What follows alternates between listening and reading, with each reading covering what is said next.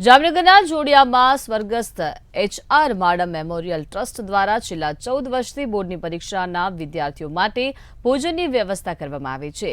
ચાલુ વર્ષે પણ બોર્ડના છાત્રો માટે જોડિયાની લોહાણા મહાજનવાડીમાં ભોજનની વ્યવસ્થા કરવામાં આવી છે। ધોરણ 10 અને 12ની પરીક્ષા આપતા વિદ્યાર્થીઓ માટે પરીક્ષા આપ્યા બાદ ભોજનની વ્યવસ્થા કરવામાં આવી હતી।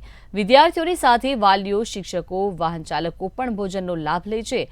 સેવા યજ્ઞમાં સાંસદ તેમજ ટ્રસ્ટના પ્રમુખ પૂનમ માડમના માર્ગદર્શન હેઠળ ગામના દરેક સમાજ યુવાનો આગેવાનો સહયોગ આપી રહ્યા છે। જામનગર જિલ્લાના છેવાડાના જોડિયા તાલુકામાં એક પણ ખાણીપીણીની હોટલ નથી, જેના કારણે દૂર દૂરથી આવતા વિદ્યાર્થીઓ, વાલીઓ અને શિક્ષકો સહિતના લોકોને ભોજનને લઈને હાલાકીનો સામનો કરવો પડતો હોય છે, જેના કારણે ગ્રામજનોએ સાંસદ પૂનમ માડમને 14 વર્ષ પહેલા રજૂઆત કરી હતી।